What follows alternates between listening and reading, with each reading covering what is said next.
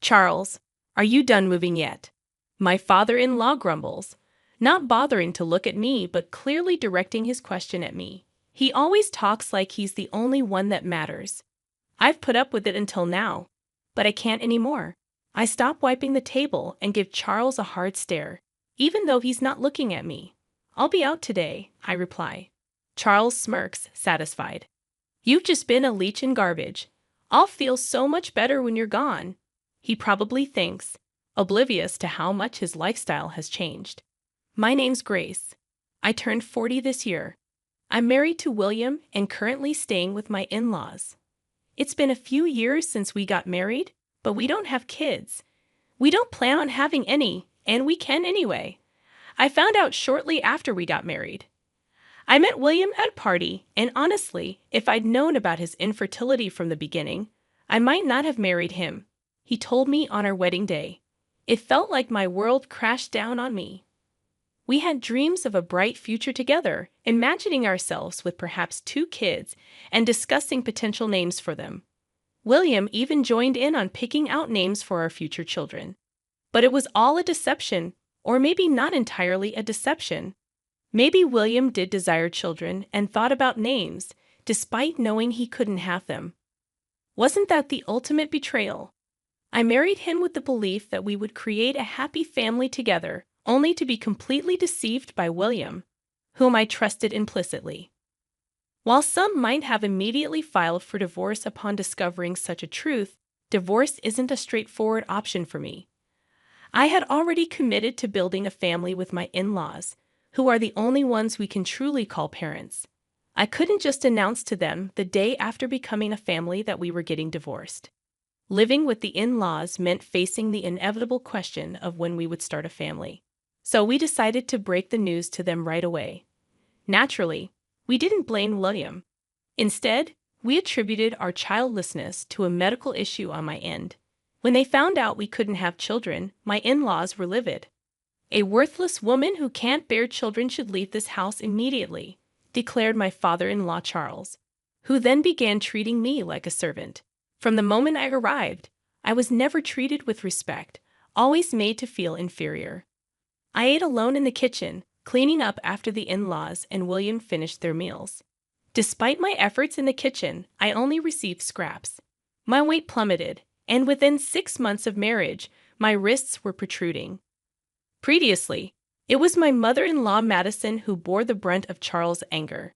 But once I joined the family, his focus shifted to me. William noticed Madison's newfound relief. "Mom seems happier lately," he remarked, attributing it to her no longer being the target. Although she never smiled around Charles, I noticed her smiling more when talking to William. Charles's tyranny extended beyond verbal abuse. Once he learned we couldn't have children, he ordered me to work tirelessly from dawn to dusk. "Since you're not fulfilling your role as a woman, at least be useful around the house," he demanded. I had always intended to work after marriage and was eager to leave the house as soon as possible. Balancing chores, work, and arriving home before everyone else was challenging, but having a job with flexible hours helped. However, even when I returned early and completed chores, I never ate with the family or received praise for my cooking. Charles, in particular, often discarded my food without tasting it, deeming it unworthy. Neither William nor Madison ever objected or offered any support. Despite my protests from the kitchen, meal times were usually silent affairs. I couldn't help but wonder if they truly enjoyed eating in such silence. But I can only observe them silently. I had no other option but to get along with my in-laws. I pretended to be friendly and played the role of a devoted wife. I couldn't pinpoint the purpose of it all, but as someone without parents, divorce seemed like an unbearable burden. Then Charles demanded that I hand over all my earnings for the household expenses. I had intended to contribute a portion of my salary, but Charles insisted on all of it, which seemed like an unreasonable demand. What's the point of working if I have no control over my own money? But speaking up was not allowed. Charles's decisions were final, and challenging him wouldn't change anything. It was easier to comply, keeping Charles in a good mood and avoiding the sorrowful looks from Madison and William. Ultimately, the The main source of trouble in this marriage was Charles. Madison and William were not as much of a problem. It was Charles who oppressed and tormented me. It appeared that Madison used to handle the household finances, but it became my responsibility after marriage. Charles, isn't this too much for Grace? Madison dared to question. Shut up, Charles dismissed me in his eyes. Madison and I were treated similarly. As women, our opinions were deemed worthless and not welcomed. I took over the household budget from Madison. When I first saw it, I was shocked, but after several years, I grew accustomed to it. Perhaps because there was another source of income. Charles started spending more extravagantly than before. It's for work, he claimed, increasing his nights out. And the three of them, excluding me, began taking trips during long weekends. They never used to act like this, but suddenly everything changed. He still doesn't see me as part of the family, often referring to me as a burden or worthless. To him, I'm just a maid who doesn't cost anything. In my 20s and 30s, I could brush it off, sometimes even finding peace when Charles wasn't around. But as I neared 40, I couldn't stand his mistreatment any longer. It felt foolish and exhausting to listen to him and obey silently. I grew tired of being afraid of Charles and started standing up for myself. He didn't take kindly to that and gradually grew to resent me. This negative cycle continued to worsen, and recently, my relationship with Charles had deteriorated to the point where we hardly spoke. When he did speak, it was only to insult me. I would fire back, making the atmosphere at home unbearable. It had gotten so bad that he would demand I leave the house. But I refused to go quietly. Where do you expect me to go, knowing I have no family? I would retort every time. Charles would angrily slam his glass on the table, breaking so many that I lost count. Why should I have to deal with this? A woman like you shouldn't talk back. Madison and William would quickly exit the room, sensing another argument brewing. Once it reached this point, it became Charles' one-man show. You should be grateful to even be allowed in this house. Don't get too cocky, you leech, he would rant, his face turning red with anger. We've had this conversation 100 times, I sighed, tired of being yelled at. Normally, I would cave in and apologize. I'm sorry was my usual response, but that day was different. You need to watch what you say, Charles. You're not getting any younger. It's time to calm down. I snapped back sharply, feeling just as irritable. Charles, caught off guard by my defiance, was furious. Who do you think you're talking to? I am the head of this household. A wife like you shouldn't have opinions, he barked. I knew I had crossed a line, but I couldn't stop myself. I've been your wife for years. Isn't it time I'm treated like a human being? You're retired now, with less income. It seems the tables are turning. I continued, unable to contain my pent-up frustration. I confronted Charles directly, and he responded by grabbing me by the collar. I don't need someone like you in my house. I don't want to see your face anymore. Pack your things and leave immediately. He yelled so loudly that the furniture shook. Though I should have apologized right then, I couldn't hold back any longer. Fine, you want me to leave? That's what will make you happy, isn't it, Charles? I challenged him, meeting his gaze defiantly. Yes, he spat out. Unable to remain silent any longer, I declared, then I'll do it. He stormed off to his room with a loud noise, and I, feeling somewhat calmer, began cleaning the living room, which Charles had left in disarray. Madison came to check on me with a worried expression, but left without saying anything, returning to her own room. I realized I had no place in this house anymore. Neither William nor Madison would stand up for me. Years of enduring mistreatment had finally erupted, leaving me feeling more isolated than ever. The next morning, I followed my usual routine, waking up early to start my day. Charles emerged from his room and entered the living room, settling onto the sofa with a newspaper, paying me no mind.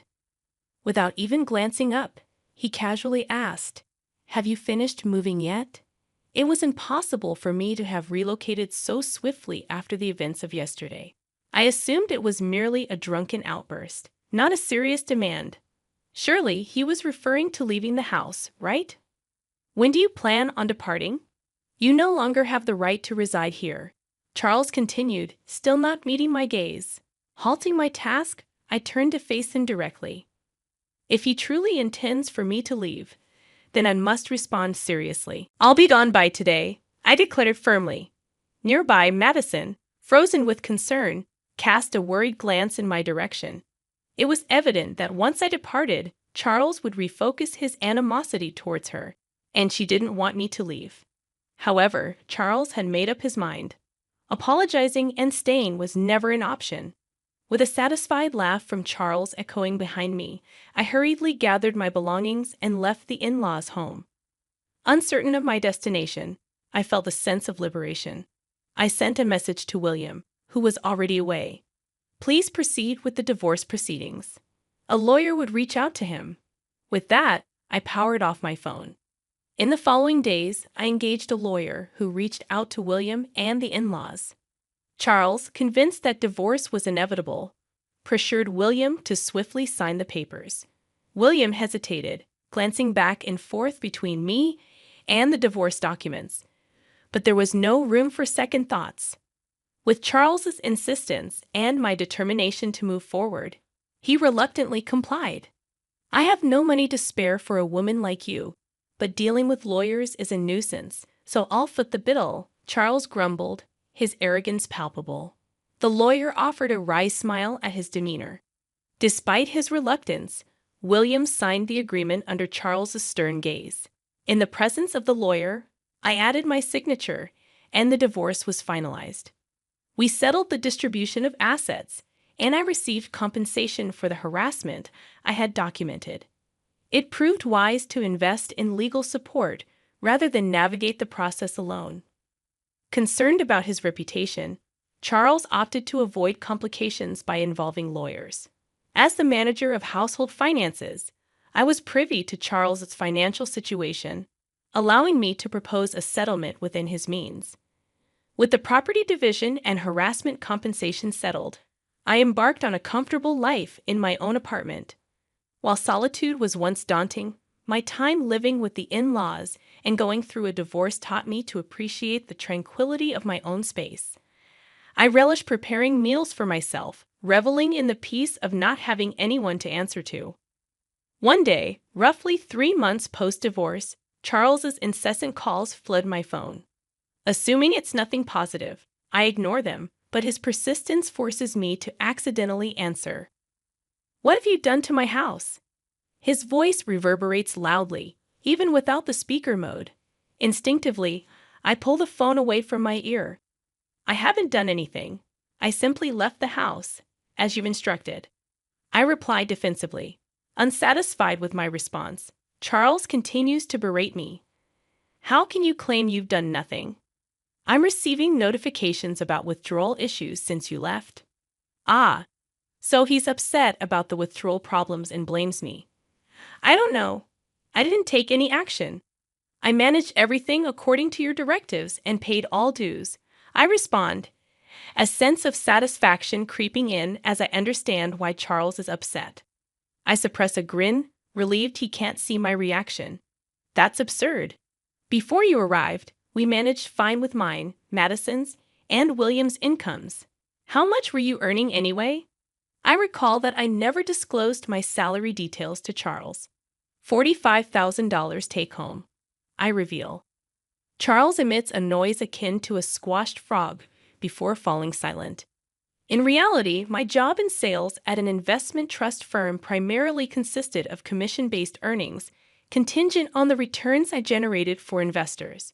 However, much of it vanished due to Charles' extravagant spending. Nonetheless, I had wisely invested my inheritance, generating some additional income.